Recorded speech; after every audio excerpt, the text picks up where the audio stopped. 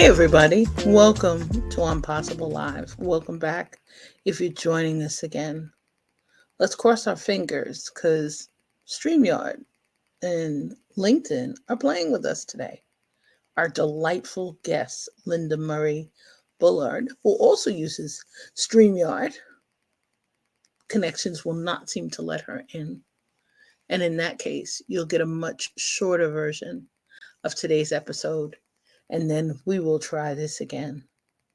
One of the things that I'd love to thank you for is making some time to join us today. And it's a really good reminder to pause for a second, say a short prayer, because I'm hoping Linda just like pops in shortly, and to give you a virtual toast. If you're joining us, let us know where you're popping in from. And please let us know one way we can help you in between impossible lives. I'm smiling because Mercury's not in retrograde. We we at the moment we have internet, and there's absolutely no reason why Linda can't pop in. So we'll just keep sending out some really good, amazing vibes. And thank you for joining us. So one of the things about today's title, besides it being Martin Luther King's birthday, Linda and I were having our first conversation, our first private conversation. We had met in a group setting, and we're having a conversation, and somehow we got on the topic of ancestry.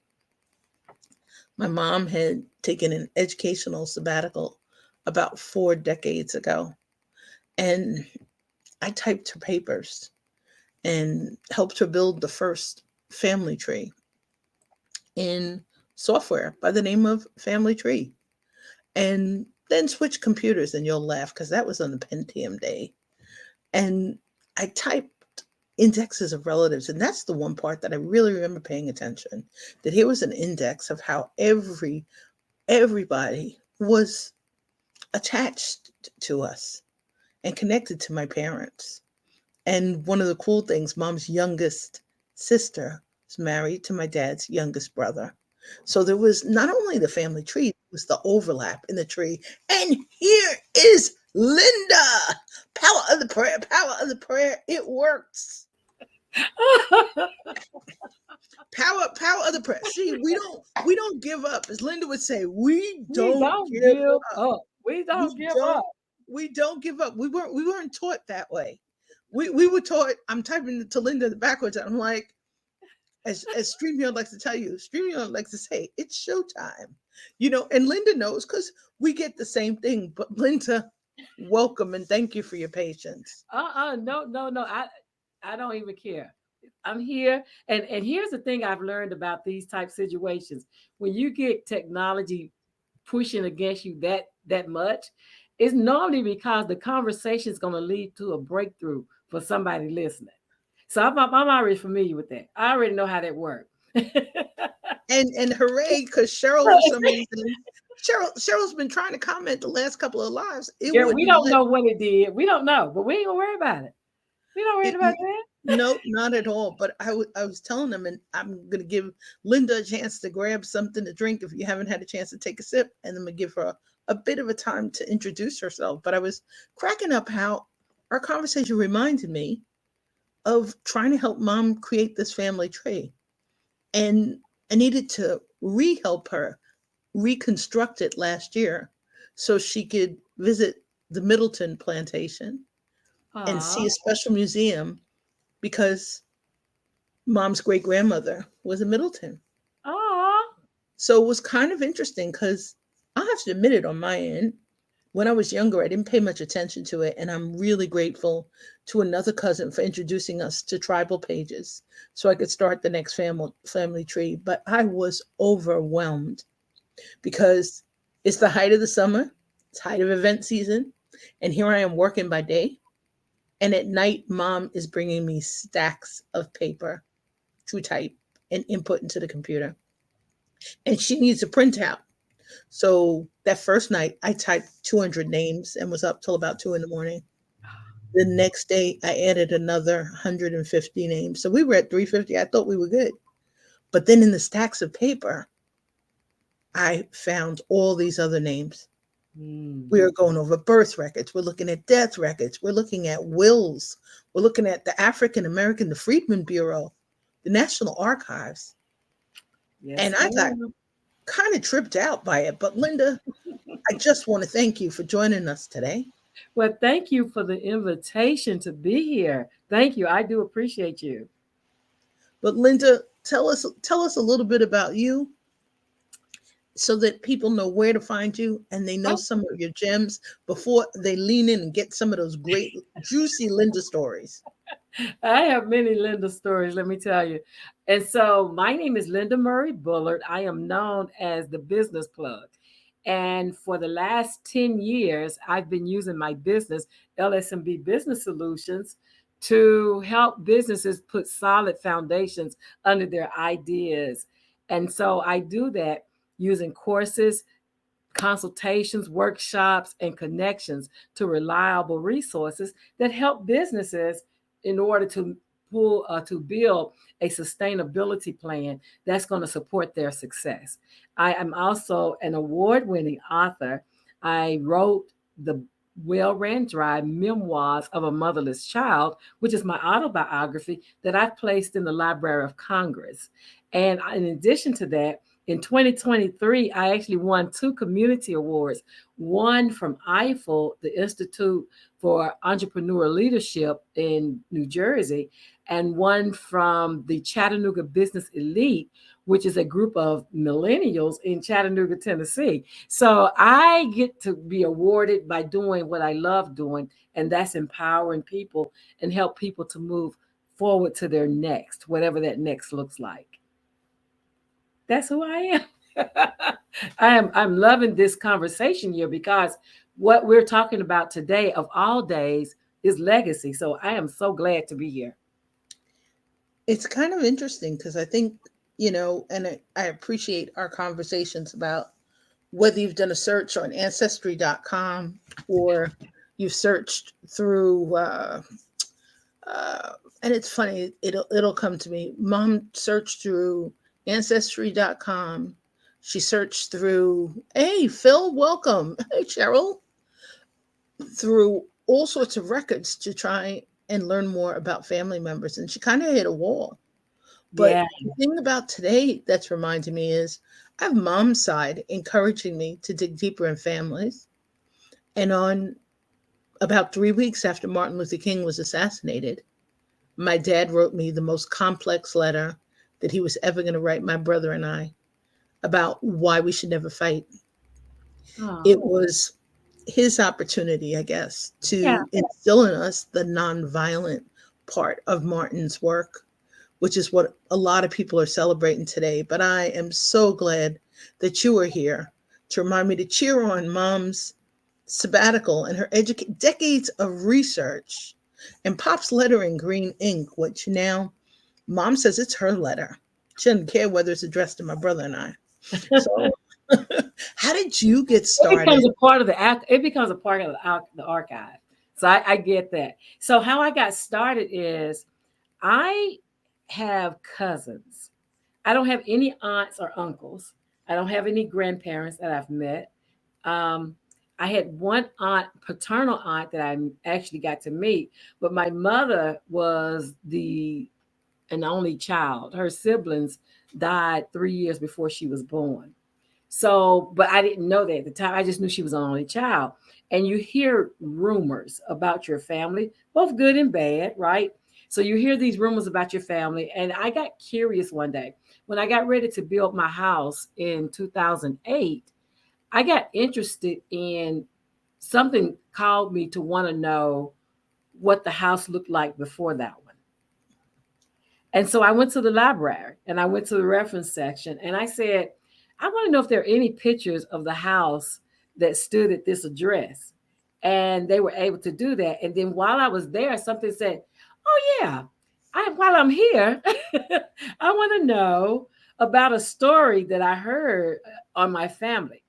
So the story is that my grandmother, Ella Mariah Ella Reed Wade, um, killed my grandfather. Wow.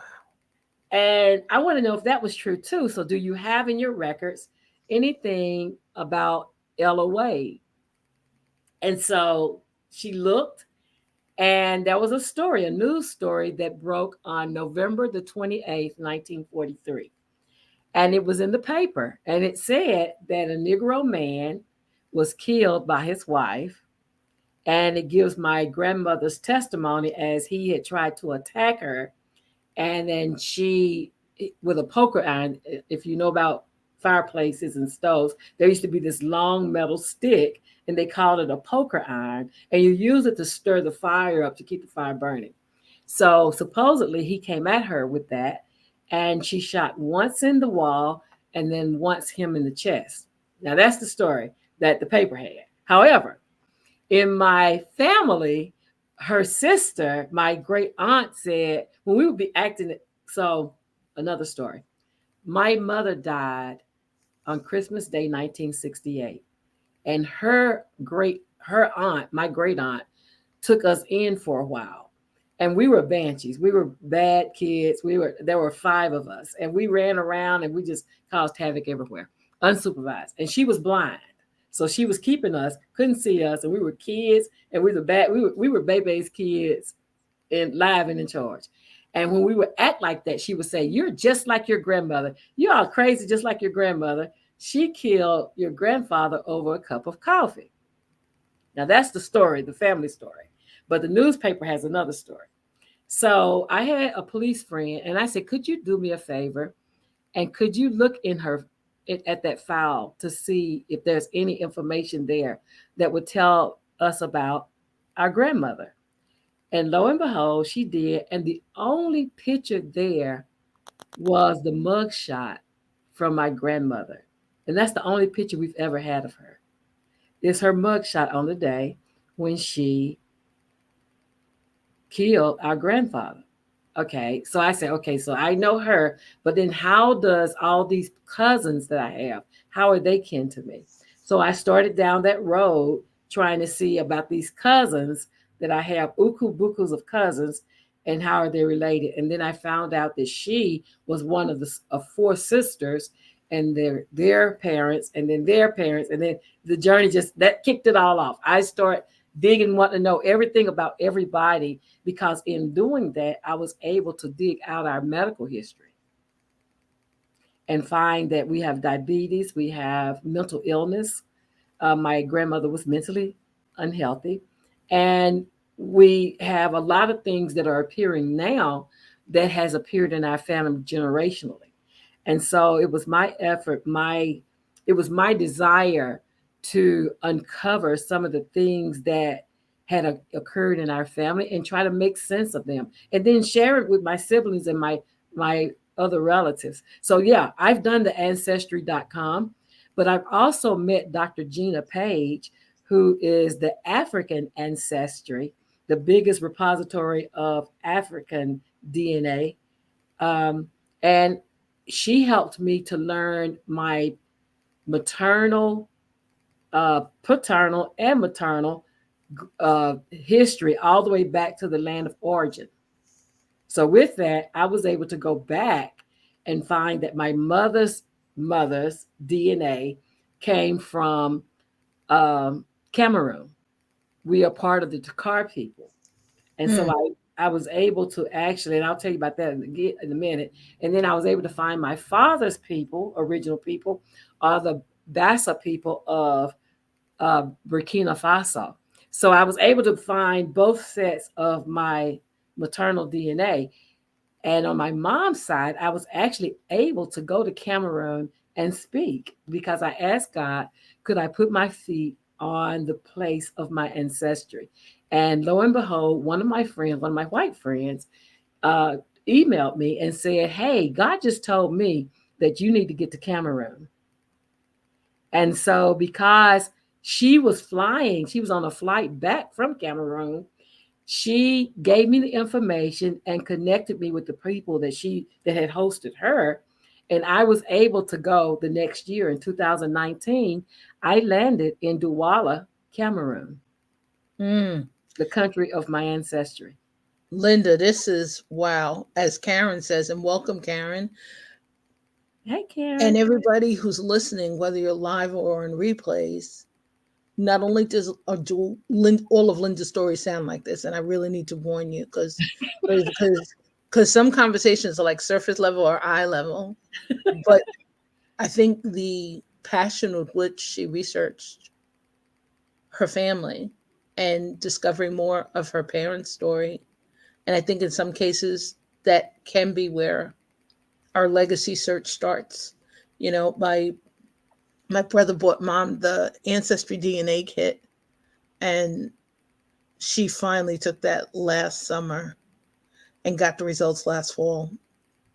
What I Yeah. thought was really interesting was I found some of her third, which must mean they're my fourth cousins, right? Her her third or fourth cousins. So they're my fourth or fifth actually. But in the process, hi to Tajisha. And I'm trying, honey. I am truly trying. I Good love afternoon, Milwaukee. I have relatives in Milwaukee. I have nieces and nephews in Milwaukee. yep. And thank you and welcome to Impossible Live. I think the thing that really makes me tongue tied is when we saw her ancestry results.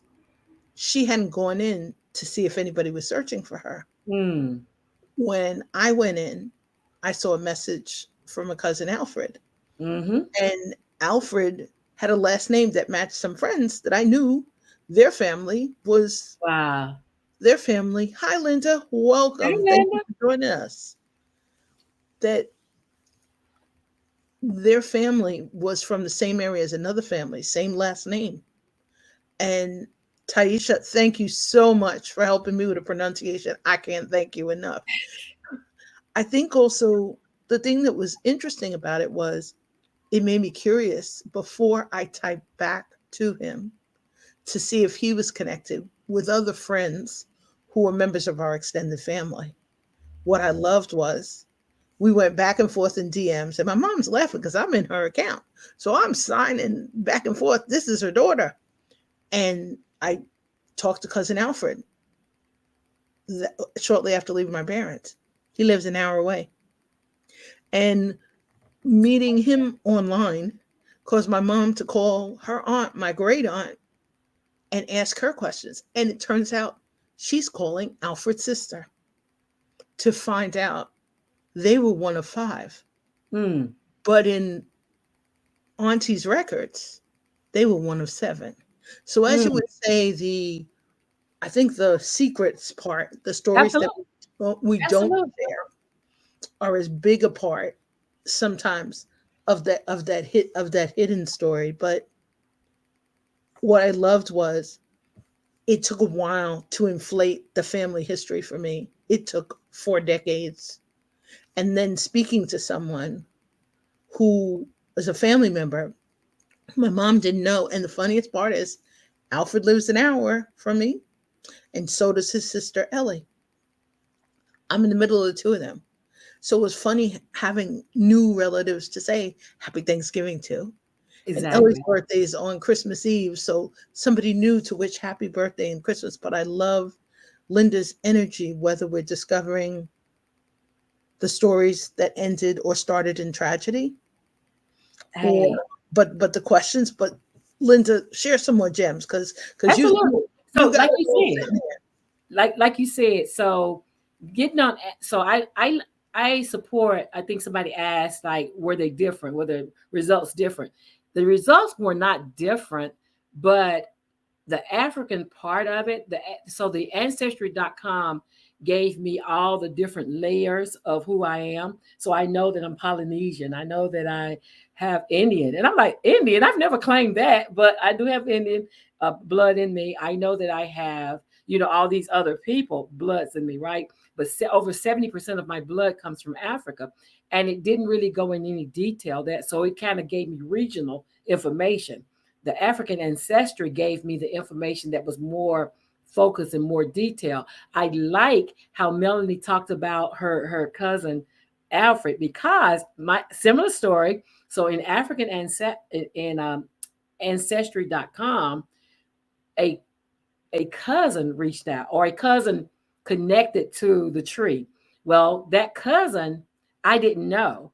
And go back from the record of 1920, there's a record of my great grandparents coming out of slavery, um, and being in Kenner, Louisiana. And in that record, there's a grandchild. And I'm like, as far as I knew, my grandmother, my dad's mom, was an only child. So I'm like, okay, grandchild, where does that grandchild come from? It turns out that this person who connected to the tree is a descendant of the grandchild. So that child was taken away from the family.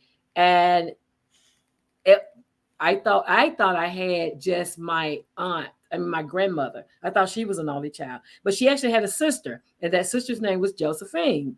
And I have never heard any talk of Josephine from any of my dad. This is my paternal ancestry from New Orleans.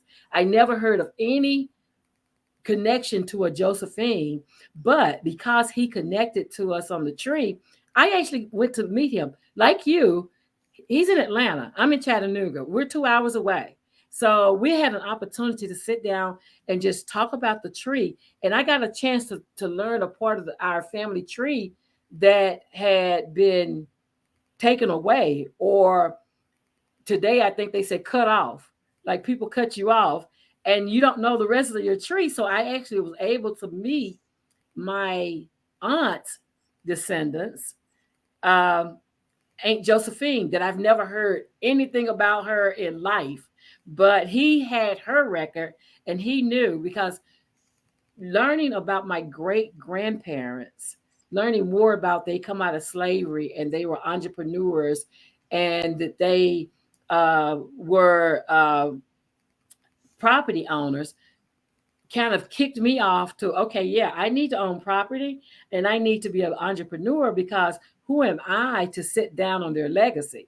And so I start, I already own houses, but I start being more intentional in my efforts to build my entrepreneurship and to make it a solid thing, because I'm like, I'm not going to drop their legacy. If they did that back then, coming out of slavery, then who, it's the onus is on me to continue it. And so because I've continued it, I actually have nieces and nephews who are continuing it as well as my boys, as well as my children. So we are all entrepreneurs at heart, because the stories that of where we came from. That's who we're made of. Mm, they are. I think also I'll mention a name of a relative who's on the family tree. And my mother will tell me the story of whether she has their marriage records, their birth records, their death certificate. That was the part that really kind of threw me during extended seasons of grief, gratitude, and growth, of learning the stories through her eyes. That every story that we learned begins with a birth record. Every Absolutely. story, people talk all the time about pay attention to our dash, what we do in between. As Mm. we talk about amazing legacies like Martin Luther King, and and that amazing Netflix movie, I think it is, that's up about gentlemen who planned the march on Washington. We learned the stories through the sadness. We learned the stories through the trials. And some people say we should change our history. The reminder through my mom's lens, every story she heard, she remembers. She's sharing. And I'm starting to type them in notes and keep them Yeah. private. And Yeah. my mom's laughing. She's like, your screen looks different from mine. I said, I have the notes. She says, why do you have the notes and I don't? I said, because some of these stories are so private, so intimate, we should keep them and treasure them. Some of them may not necessarily be reshared. As people are searching for where did I begin, or what are the connections? Like I know for me, and I appreciate your story and your discovery, I will not run my DNA. And I won't run it for a number of reasons. I watched what happened when mom ran hers. You have, like Linda was invited to come check out her place of origin. Yeah. I'm not there yet. Maybe in a little bit. It's Okay. just starting to inflate the curiosity, the wonder, the stories, like listening to Alfred and Ellie. And Ellie, I'm smiling at because Ellie says, yeah, every time Aunt P talks to your mom, she calls us because your mom, my cousin's trying to write a book about this. I So I love think it. the passion part of what you're saying, you know, I and I love love it. what you're saying about just about the curiosity to search, you know. Absolutely. Because here's the thing, every other place, every other people can find where they began. Mm, And we, a lot of us, are conditioned to think, or have been conditioned, or have grown to think that our history started or stopped with slavery. But the truth of the matter is to go over and be in Cameroon and talk to the people there and learn about the Takar people, learned that we ruled for 30 years. So when we're talking about kings and queens, over here we're kings, I'm a queen, I'm a queen, I'm a king. But actually learning about that lineage and where I began. And yes, we were the mass makers, we were creatives from way back. And the story is that some of the Africans were jealous because we were creators, but we were not warriors people. And so we didn't create weapons, but we created things like masks and bows and all these things that are decorative. But because we weren't warriors people, we had the Africans beside us pushing us out, and then the slave traders over here trying to bring us out. And so we got sold. My people got sold. And I understand that because even now I can walk in a room, I can walk in a room and people will be like, I don't like her. And it reminds me of what my ancestry is. Like, there's a long list. You're probably part of those people that were beside the Takar people. But to know that's there, and it makes sense. My mom, who was of that lineage, to know that there were people that came by and cursed up. My mom was the most introverted, quiet, homemaking, didn't have but three friends her whole life. And yet people would come by, and as she was out sweeping the dirt, like she was a sweeper, as she was out sweeping and cleaning and keep making things, everything organized, people would come out and call her all kind of names. We later learned that was because my dad had a drinking habit, and she forbid him to go to this particular house down the street, and it became a part of their income. And so they were mad. They were mm. mad at her for telling him he could no longer frequent that place. And so, but just knowing that she was a quiet, introverted spirit, loved everybody, and like I said, had three friends her whole life, like to know she was that person and they came after her.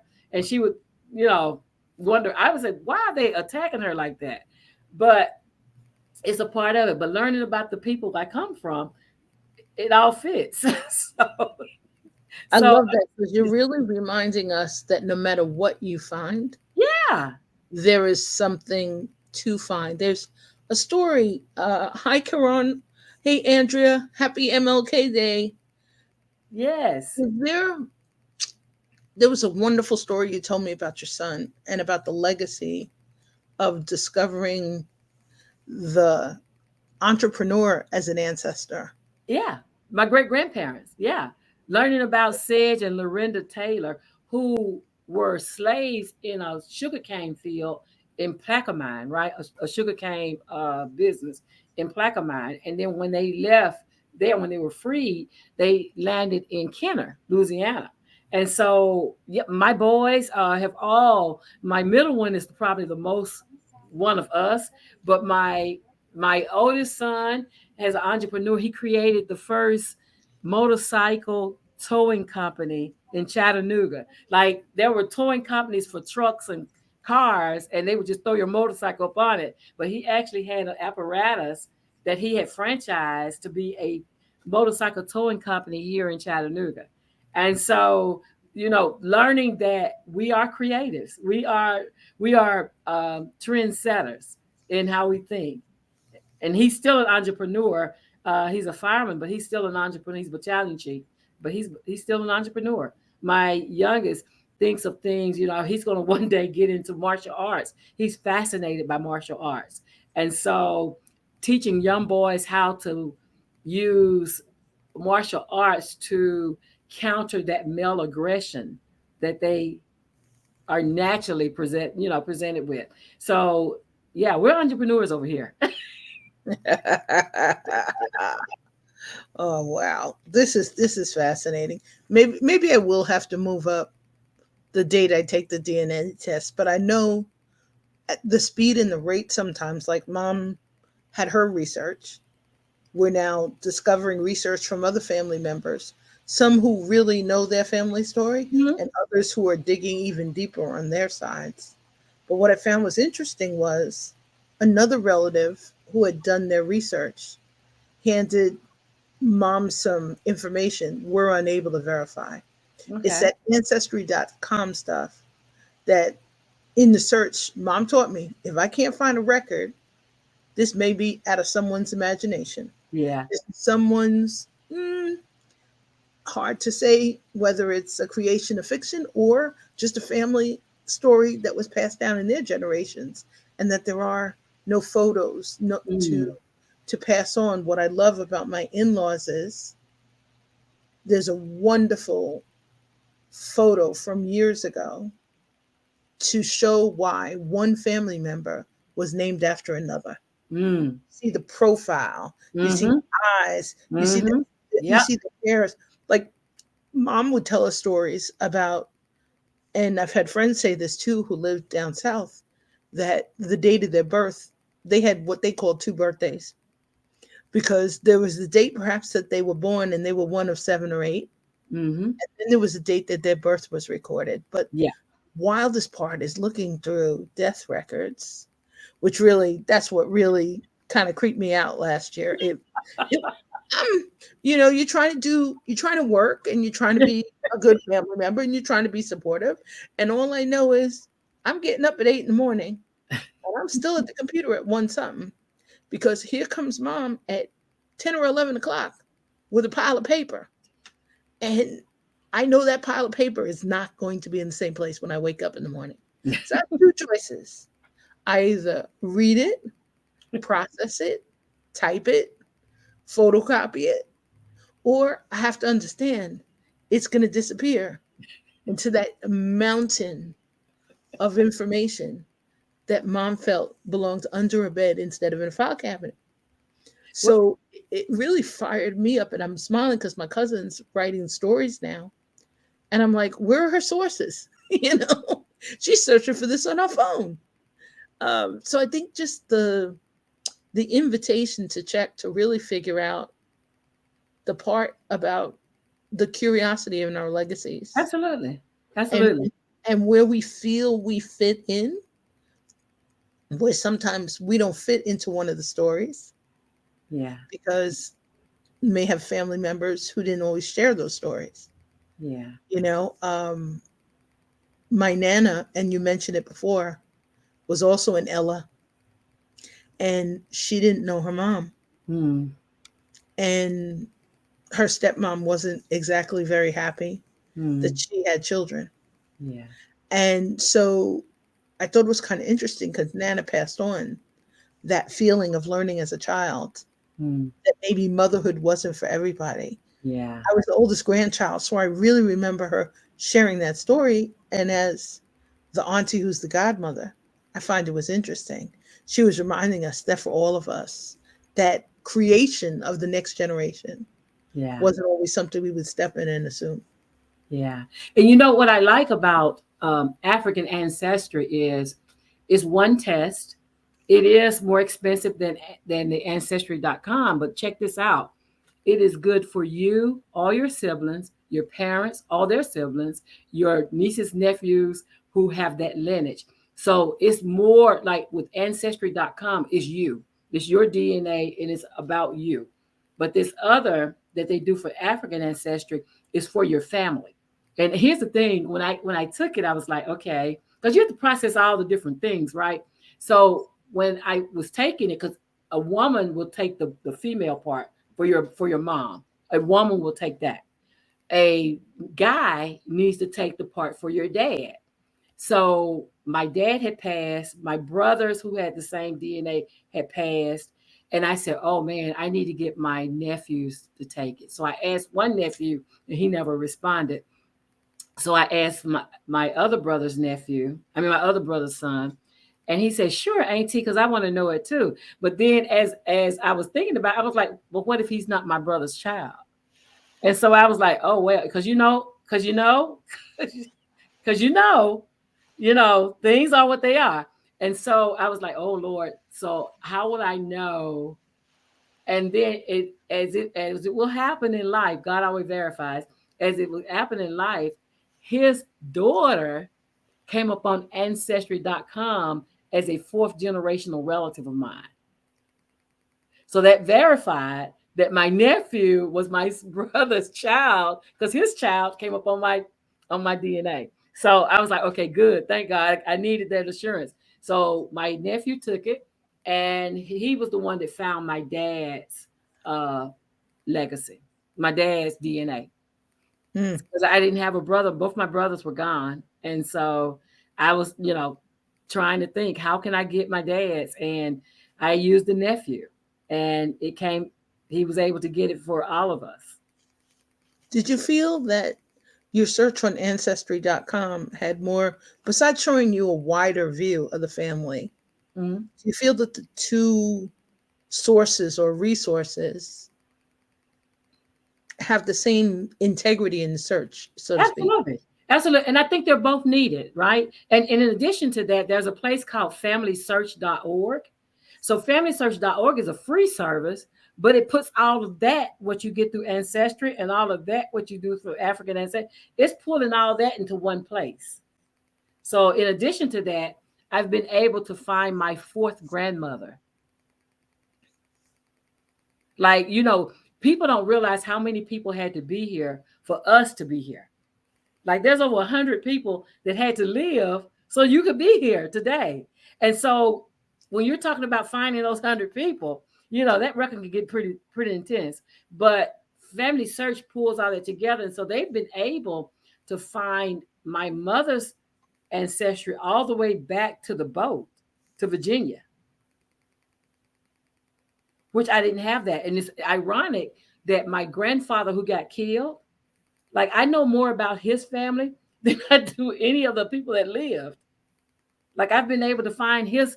So this fourth grandmother is of him. Is of and I, we have. He was away, but his historical name is Flood. Last name Flood. So yeah. So but I think it's all necessary. I think all the research that you can get to find out who you are and what you. I think that is a problem with us today as young people is that we don't know. We have an identity crisis. We don't know who we are. And if we knew who we are, good, bad, and indifferent, right? Good, bad, and indifferent. If we knew who we are, if we learned who we are, we would know that our groups of people, many of them are still in existence today, and connecting with them. Like I love when I see a high school and they're jamming and they're doing these things. But then on the other side, I go look in Africa and I can see these tribes of people, groups of people who are doing these same things. We think we're creating things, but we're actually just going with our legacy, who we are. And so the more we learn about that, the more we're able to combine those two sources and know that slavery was a blip in a life that has gone back several centuries. I really appreciate that because besides having the tribal pages website of mom's research, because she did her DNA search, now using and constructing another one, actually another two, one on Family Search Mm-hmm. and one on Ancestry. So it's kind of Absolutely. like, as you would say, the three sides of the same record. What I think is there's in the integrity of the data, Exactly. if we can't find a birth or death certificate Yeah. for something that happened in the United States, we're not updating the Yeah. tribal pages Yeah. until we find more information. And before the pandemic, it used to be a lot easier. Mom said she would go and She and my auntie and one of my aunties, my great aunt, they would go with her to the Library of Congress, and access to those records has really changed tremendously, so that you're being referred to other sources. Like now, she's being referred. She has one hard question, and we actually had a wall with one relative where the census records, and those that was a trip, because let me tell you, no matter what glasses I'm wearing, I really need some help to read the beautiful cursive script. Mhm. But the records in the census would sometimes misspell somebody's first name. Yep. And so then mom's looking in city directories in Yep. South, and Yep. she's searching based on an address. And she's like, if I can't find one of these three addresses, you may not be ours yet. I may not be yours yet. I found this has been uh, a real internal search, because really, who's keeping the paper? And we're like, we'll scan it for you. Mom's like, nope, I have my printout from the Library of Congress. She remembers who was with her when she got the search, you Yeah. know, when she got a printout of microfiche, Yeah. and those papers, I know, as we say, from the search and from the care of the search. Thank goodness for wonderful, caring people and Exactly. genealogists who Yeah. help with the stories. But the genealogists on the plantation, mom's data went back farther than theirs. Yeah. So on my own, I was able to find. So I found the sugarcane field, the sugarcane plantation where my great grandparents lived, but I was unable to find their specific record because that particular plantation numbered the people instead of naming them, and so the records show the numbers and it talks of their details, but it doesn't give their names. We found wills with the names Mm, of our that's relatives. a treasure. On the other hand, I'm checking out these records at like 1 in the morning. Like it was almost impossible to sleep. I remember that I probably was as cranky as I possibly could be at the end of that week, because I understood the importance of the search for mom. And I Mm, understand that this is a really big part of her legacy. mm. Speaking to my fourth and fifth cousins really inflated it in I a way tell you. I to tell you. make it real. Like we were like, wow. And then we're like trying to help each other piece together, because I'm looking from mom's perspective. They're looking from their mom and dad's perspective.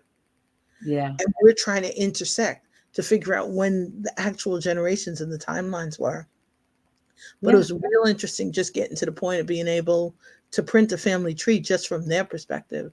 So maybe then it becomes part of their research, and they're now searching in other directions. And I think that's the part that I think is amazing. There's so much information we have that if we can help each other, and we didn't really touch on it, but you mentioned it before. So many people are really searching for their identities, Yeah. searching for their place. They're searching for the parts of the stories that maybe we didn't necessarily listen as closely as we could when we were children. Yeah. You And know, hearing the stories and then verifying if the story was true got me started. That's what started it all. Like when I was building my house, I said, okay, is the story true? Because if it was ended in murder, then surely there's a record somewhere, right? And then being able to show my mother, her mother, to actually look her, and she looks identical to one of my sisters. They have a mm, lot of character traits that are the same. And so, but being able to understand the medical history of my family helped me because I had a brother that I was his conservator for 29 years before he passed in 2019. But if once you know what the diagnosis is, then you're able to say, okay, look for this. This is what that is, and how do we break the cycle? So generational curses. I'm getting ready to prepare a TED talk about generational curses where My mom died of a disease like COVID. She died of the Hong Kong flu in 1968. And it was very identical to COVID. And she, 33 years old, and she passed. I had COVID in 2021 and was on a ventilator in a coma and went through a very similar experience. And the beauty of it is that that curse is broken because I'm still here, that I lived through a disease that has killed members of my family through medicine and time. So being able to use that for a TED talk is what I'm preparing to do, and to tell people, we need to know where we came from, because if we know what it is, then we know how to combat it. The one thing I was 9 years old, but the one thing I remember them saying, had she came sooner, we could have saved her. Mm. And so, not wasting time. Once I got the confirmation, I called my doctor, and she said, "Go to the hospital now," because she knows my medical history. And I went to the doctor, and within minutes of getting there, I flatlined. Like, knowing your history, knowing my mom waited around, I wasn't going to wait around. Once I had the diagnosis, I was gone, and almost literally gone, but in a coma for 15 days. So I talk about the coma, what was happening while I was sleeping. And so those things become a part of the legacy. It was important for me to put my book in the Library of Congress so that when I'm long gone, my kids and grandkids, not just them, but the descendants of me, will be able to research something like ancestry or African ancestry or whatever, and they'll find that your great grandmother, your fourth grandmother, wrote a book about her life, and they can actually take a glimpse of how I saw life. Well, Linda, you let us know because we're ready for your TED Talk. Oh yeah, oh yeah. I'm applying today, and prayerfully, if accepted, it's a September 14th. Absolutely, Wow. And absolutely. Karen is sending us also a book about What you another. see? Yeah, Mm-hmm. Mm-hmm. absolutely. Taking generational curses, like once you know what when something continuously repeats in your family, like I have siblings who have behavior health issues, and to know that it came in through my grandmother, to understand her and know that she wasn't treated, helps me to see her a different way, and helps me to understand that I had to be there for my brother. I had to be there. I have to be there for my relatives, because now I understand what they're going through. And now I know in today's world, there is medical treatment to help you have a better life, like to encourage that and not cut them off, because cutting people off is how a leg of my branch got missing. And It's also you're turning it into a mitzvah or into a blessing. yeah, And absolutely. what a wonderful gift to, because I'm telling you, Linda, I could talk to you forever. So Linda, no joke, in the process of preparing for this TEDx talk, I'm you getting come ready. back. You come on back, and we'll be Absolutely. right here waiting for that next beautiful book. But Linda, what's a great way and a place for people to find you, to stay in touch with you, and learn more about your gems? Absolutely. I am on all of the major social media sites by name or by my business, LSMB Business Solutions. In addition, you can find my website at getthebusiness.org. So that's getthebusiness.org. And it has a contact button. So if you want to contact me, just reach out. Well, I cannot thank you enough for helping create and hold space so that we can celebrate legacies and explore how they really can light up some of the puzzle pieces. Absolutely. And, you know, I think of it because that original report of mom's from 4 decades ago would have Mm, been a puzzle piece without a mm, deeper dive. And it is a matter of reframing the conversation. And my absolutely. nephews are laughing because I already let one nephew know that the records on my computer are his present, Mm. because he's the lawyer now who will have the staff to support him. And I said, I adore you, but this will end up in your hands. And it'll be a gift to maintain one day and share until you find the next relative to pass the gems on Abs- to. hey, absolutely. That's how we keep it going. Linda, thank you so much for joining us, and thank Thank our you. guests who've It's popped been in my and shared pleasure. resources and joining us on multiple platforms. And if you're joining us for a replay, please pop in with hashtag replay and we'll catch some of your gems and make sure that we get you in touch with Linda as well as put her books into the comments on different platforms. Stay safe, stay well, stay inspired, stay in touch, and please have a magnificent day filled with opportunities and possibilities. And that kiss is a legacy. Linda, thank you for lighting up MLK Day I appreciate and it. and inspiring us to dig a little bit deeper to share those gems in our family with that beautiful smile. So take care, everybody. Be well and stay safe.